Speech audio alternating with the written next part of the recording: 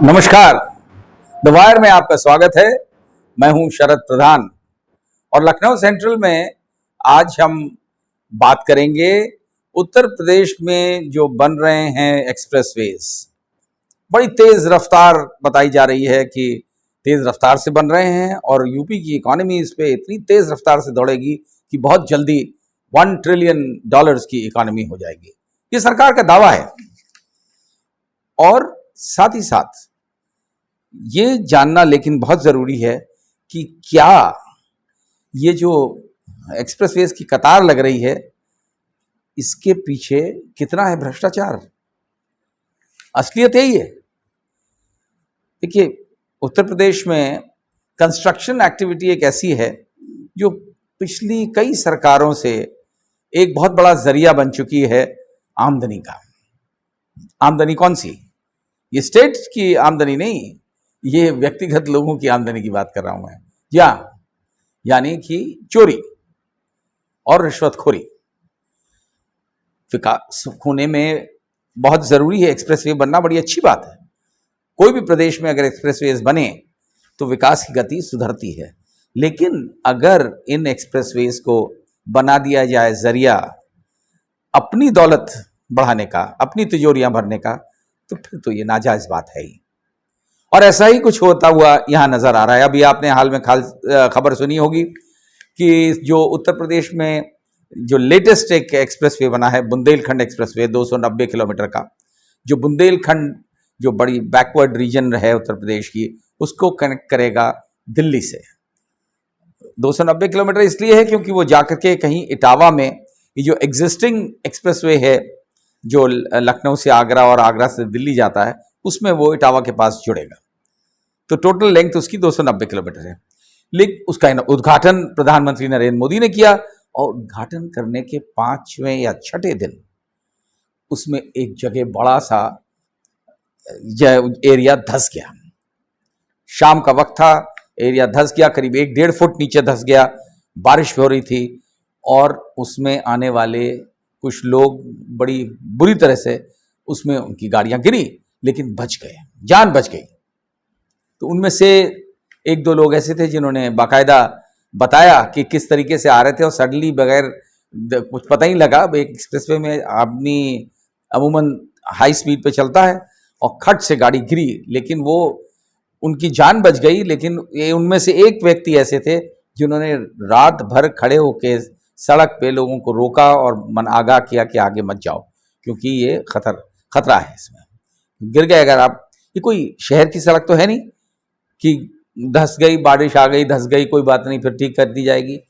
Expressway में हो जाना ये एक क्रिमिनल एक्ट है, और खासतौर से तब जब ऐसे एक्सप्रेसवे का इनॉग्रेशन बड़े हाई प्रोफाइल तरीके से प्रधानमंत्री खासतौर से उसके लिए आए और इनॉग्रेट किया।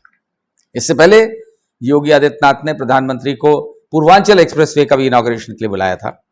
और जो है ये माना जा रहा है कि भाई इस तरीके से एक्सप्रेसवेज का नेटवर्क उत्तर प्रदेश में योगी आदित्यनाथ की सरकार ने एक्सपैंड किया है कि यूपी में का कायाकल्प हो जाएगा, यूपी की इकोनॉमी का कायाकल्प हो जाएगा। लेकिन अब आप, आई एम श्योर आप जानना चाहेंगे कि इसकी वजह क्या है कि नया नया बना एक्सप्रेसवे क्यों धंस गया। पहली वजह ये कि यूपी इंडस्ट्रियल एक्सप्रेसवे अथॉरिटी जो कई वर्ष पहले बनाई गई थी और जिसके तहत जो एक यूपी का सबसे बढ़िया एक्सप्रेसवे लखनऊ आगरा एक्सप्रेसवे बनाया गया था। बना जरूर था वो अखिलेश की सरकार में, और अब लेकिन अभी भी बहुत ही बढ़िया चल रहा है। और ये माना जाता है कि उससे बढ़िया एक्सप्रेसवे शायद ही कंट्री में कहीं और हो। उस एक्सप्रेसवे को ये बताने के लिए नई सरकार ने, या नई यानी कि अब तो नई नहीं है, योगी आदित्यनाथ की सरकार ने ये तय कर लिया कि हमें किसी भी तरीके से उस एक्सप्रेसवे को नीचा दिखाना है। तो होड़ इस बात की लग गई कि हमारा एक्सप्रेसवे उससे जल्दी बन गया, हमारा एक्सप्रेसवे उससे सस्ता बन गया। प्रायोरिटी इस बात की नहीं थी कि एक अच्छा एक्सप्रेसवे बने, कि लोग उसकी तारीफ करें, लोग उसको कहें। ऐसा नहीं है कि अखिलेश यादव सरकार में भ्रष्टाचार नहीं होता था, खूब होता था। और हम ये मान के चल रहे थे कि योगी आदित्यनाथ जैसे मुख्यमंत्री के आने पे वो भ्रष्टाचार कम हो जाएगा या खत्म हो जाएगा। दावे तो यही है कि भ्रष्टाचार मुक्त हो चुका है। लेकिन हकीकत कुछ और है। और इस एक्सप्रेसवे का धंसना उसी का एक हिस्सा है। जब आपका जोर इसमें हो जाए मैं किसी तरह कंप्लीट कर लूं, और कंप्लीट ना भी हो तो इनॉग्रेट करवा दूं, तो ऐसा ही होता है। अब इसके पीछे टेक्निकल रीजंस क्या हैं, जो इंजीनियर्स बताते हैं कि सबसे बड़ी वजह इसकी ये है, और ये कि ये ना तो इसका स्मूथनेस वैसी है जो दिल्ली और आगरा, लखनऊ और आगरा वाले की है। उसकी वजह यह है कि जो उसका क्रस्ट है नीचे का, जिसमें एक तरीके से मान लीजिए कि एक्सप्रेसवे की जो मेन सपोर्ट फाउंडेशन जैसे मान लीजिए वो रखी जाती है। वो जो इंडियन रोड कांग्रेस का नॉर्म है वो है कि एक्सप्रेसवेज में वो 155 मिलीमीटर से कम नहीं होना चाहिए, लेकिन यहां पे उसको 125 मिलीमीटर कर दिया गया। 25 मिलीमीटर कम करके कॉस्ट दिखाने के लिए हो गया कि साहब करीब 350-400 करोड़ रुपए बच गए। ये नहीं बताया गया कि हमने कम कर दिए। वो उन्होंने कहा कि साहब ठीक है, जो ये नॉर्म है, लेकिन हमें लगता है कि इससे से काम चल जाएगा। ना, काम तो चल गया क्योंकि धंस गया वो। अभी तो एक जगह धंसा है, ये फर्स्ट रेन में हुआ है, अभी तो बरसात बहुत बाकी है, और ये पहली बरसात है, आगे क्या होगा भगवान जाने। लेकिन इसको लेकर के एक और बहुत बड़ा कॉम्प्रोमाइज किया गया। जो रूल्स हैं उसमें यह है कि एक्सप्रेसवे का कॉन्ट्रैक्ट ऐसी ही कंपनी को दिया जा सकता है जिसको पास्ट एक्सपीरियंस हो एक्सप्रेसवेज बनाने का, और इस चीज को बड़ी स्ट्रिक्टली फॉलो किया गया था पिछले एक्सप्रेसवे बनने में। लेकिन यहां पे उसमें भी कॉम्प्रोमाइज कर दिया। उसमें कर दिया है नहीं, कोई बात नहीं, अगर किसी ने हाईवे बनाया तो उसको भी हम एक्सप्रेसवे मान लेंगे। तो जैसे वो एक्सप्रेसवे L&T और नागार्जुन और इस तरीके की और जो बड़ी कंपनीज थी उनको दिया गया था, अब की बार उसमें कुछ छोटी कंपनियां भी जोड़ गई, जो इत्तेफाक से नहीं, जो बाकायदा, इत्तेफाक तो मैं गलत बोल गया, जो जुड़ी हुई, जिनसे जुड़े हुए बीजेपी के कुछ बड़े बड़े नेता। अब आप समझ सकते हैं कि अगर किसी बड़े नेता, रूलिंग पार्टी से जुड़े हुए नेता के परिवार के किसी व्यक्ति को कॉन्ट्रैक्ट दिया जाता है तो किन वजहों से दिया जाता होगा, आप खुद समझ सकते हैं। तो इस तरीके की कुछ कंपनीज दे दी गई, और ये हिस्सा भी जो धंसा है ये इसी किसी कंपनी का बनाया गया था, क्योंकि पूरा एक्सप्रेसवे तो एक व्यक्ति नहीं बना सकता, एक कंपनी नहीं बना सकती, तो 5-6 लोगों को अलग दिया जाता है। इसमें शायद 8 लोगों को दिया गया और अलग 8 कंपनीज को दिया गया काम। अब जब आप ये दूसरा कॉम्प्रोमाइज कर लिया, तीसरा कॉम्प्रोमाइज जो और बड़ा कॉम्प्रोमाइज है, कॉस्ट जरूर दिखाइए। योगी सरकार के अधिकारियों ने ये सामने रख दिया कि साहब देखिए, हमने अखिलेश यादव द्वारा बनाए गए एक्सप्रेसवे से सस्ता एक्सप्रेसवे बनाया, बिल्कुल इसमें कोई शक नहीं है। लेकिन फिर जो ओरिजिनल जो एक्सप्रेसवे था तो उसके नॉर्म्स आपने क्यों चेंज करे? एक्सप्रेसवेज नॉर्मली 6 लेन के बनते हैं जो एक्सपेंडेबल हों 8 लेन तक। एक्सपेंडेबल का मतलब उसके लिए स्कोप छोड़ा जाता है, और जो रोड कांग्रेस के रूल्स हैं उनमें यह है कि एक्सप्रेसवे के बीच में कम से कम जो है 15 या 20 मीटर का वो बीच का जो डिवाइडर जिसे कहते हैं उसको छोड़ा जाता है, जिससे कि आगे चल के एक्सपेंशन हो तो उससे निकाल लिया जाए। अब ये काम तो अखिलेश यादव ने भी नहीं किया था। अखिलेश यादव वाला एक्सप्रेसवे में भी डिवाइडर कम रखा गया, लेकिन वो 6 लेन एक्सपेंडेबल टू 8 बनाया गया था। ये जो बुंदेलखंड और पूर्वांचल एक्सप्रेसवेज हैं, ये दोनों बनाए गए हैं 4 लेन एक्सपेंडेबल टू 6 लेन, और इनमें भी बीच का डिवाइडर रिड्यूस करके 5 मीटर का कर दिया गया है। तो यानी जब आगे चल के बनेगा तो साइड में रोड फिर और जमीन एक्वायर करनी पड़ेगी और उसको बढ़ाया जाएगा। बताया जाता है कि उस टाइम में ये रूल नहीं था कि बीच का डिवाइडर इतना चौड़ा बनाया जाए जो 20 मीटर का हो। तब तक रोड कांग्रेस का ये रूल नहीं था, जब ये अखिलेश यादव के टाइम बना था। लेकिन उसमें भी इस बात का ऑब्जेक्शन रेज किया है CAG की रिपोर्ट में।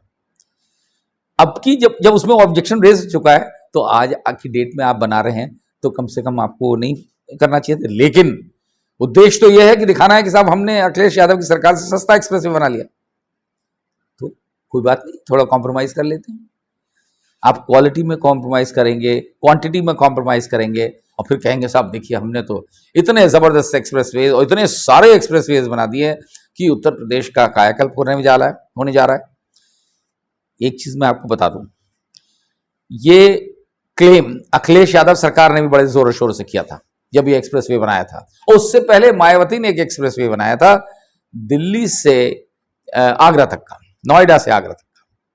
उसका वो प्राइवेट वो था, जेपी को दिया गया था, वो बनाया था वो। उसके और इन एक्सप्रेसवेज के सरफेस में बहुत फर्क, लेकिन उस टाइम भी ये क्लेम किया गया था कि इसके चारों तरफ दोनों साइड्स में इतनी इंडस्ट्रियल कमर्शियल एक्टिविटी होगी कि एरिया का कायाकल्प हो जाएगा, कि इकोनॉमी बदल जाएगी। कोई इंडस्ट्री नहीं लगी सिवाय बिल्डिंगें बनने के, मतलब हाउसिंग प्रोजेक्ट से। आगरा से लखनऊ वाले अखिलेश यादव सरकार द्वारा बनाए गए एक्सप्रेसवे में यही दलील दी गई थी कि अरे साहब यहाँ का तो पूरा जो है नक्शा ही बदल जाएगा, इंडस्ट्रीज ही इंडस्ट्रीज आ जाएंगी, कमर्शियल हब्स बन जाएंगे। एक भी नहीं लगी। और ये उसके बाद भी आज की डेट में योगी सरकारी दलील दे रही, जितने एक्सप्रेसवेज हैं इसके किनारे इतने बड़े बड़े इंडस्ट्री और ये लगेंगी कि आप देखिएगा $1 ट्रिलियन इकोनॉमी हो जाएगी। आपको बता दें कि आज की डेट में यूपी की इकोनॉमी $220 बिलियन की है। 4.5 साल बचे हैं सरकार के, ग्रोथ रेट 4% का है। कोई तरीका नहीं, इकोनॉमिस्ट बताते हैं कि या तो कोई जादू हो जाए और यूपी की इकोनॉमी की ग्रोथ रेट 20% हो जाए, तब तो ये मुमकिन है। 20% के हाँ ख्यालों के लिए, तो ख्याली पुलाव बनाने के लिए तो बहुत अच्छा 20% हो सका, अदरवाइज नामुमकिन है। फिर भी रोज अखबारों में करोड़ों रुपए के विज्ञापन, जितने हजारों करोड़ के एक्सप्रेसवेज और करोड़ों अरबों रुपए के विज्ञापन और ये पब्लिसिटी कि साहब यूपी की इकोनॉमी $1 ट्रिलियन होने वाली है और हम जो है बदल जाएगा, यूपी की शक्ल बदल जाएगी। इस तरीके का एक होता है आदमी नादानी में झूठ बोलता है, एक जानबूझ के झूठ बोलता है लोगों को बताने के लिए कि हम तो जादू कर सकते हैं। यही हो रहा है। और मैं आपको ये भी बता दूं, इनमें ये जो हैं जितने दिए गए हैं, ये इनको पैकेजेस कहते हैं, जो अलग अलग कॉन्ट्रैक्ट्स दिए गए हैं अलग अलग एरियाज के एक्सप्रेसवेज के, इनमें जो कमीशनबाजी चल रही है बड़ी हाई स्केल की। पहले वैसे ये नहीं कह रहा हूं कि पहले नहीं ली, पहले भी हुआ होगा, खूब जोरों में हुआ होगा। और अब की बार एक नायाब तरीका ढूंढा गया है, क्योंकि भाई भ्रष्टाचार मुक्त सरकार है तो कागज पे कहीं पकड़ नहीं होनी चाहिए। तो अब वो जो कमीशनबाजी है उसका पैसा सुना है डाइवर्ट किया जा रहा है कुछ एनजीओज। आजकल एक बड़ा फैशन हो गया है कि बड़े बड़े लोग, वीआईपीज, उसमें मंत्री, नेता, ब्यूरोक्रेट्स, ये एनजीओज जरूर बनाते हैं, ट्रस्ट बनाते हैं और अपना काला धन बड़ी सेफली उसमें पार्क कर देते हैं। वही इस केस में भी हो रहा है। एक्सप्रेसवेज तो ठीक है, लेकिन आपको जान के ताज्जुब होगा कि पूर्वांचल एक्सप्रेसवे से बनारस नहीं कनेक्ट होता है। शायद इनकी नजर में वो पूर्वांचल का हिस्सा नहीं, जो सबसे इंपॉर्टेंट शहर है, सबसे पुराना शहर दुनिया का, और वैसे भी उसकी अलग सिग्निफिकेंस है, प्रधानमंत्री की कॉन्स्टिट्यूएंसी है, लेकिन गाजीपुर तक ले गए हैं। पता नहीं क्या वजह है कि बनारस उसको नहीं जोड़ा गया। वैसे ही बुंदेलखंड का जो सबसे महत्वपूर्ण शहर है झांसी, वो भी बुंदेलखंड एक्सप्रेसवे से कनेक्टेड नहीं है। तो ये ठीक लिया, मान लिया हमने कि एक्सप्रेसवे की कतारें लग रही हैं, लेकिन उन कतारों के बीच, उस रफ्तार बढ़ने के बीच बहुत डीप रूटेड भ्रष्टाचार भी शामिल है। अगर इसकी कायदे से जांच हो जाए तो दूध का दूध, पानी का पानी हो जाएगा।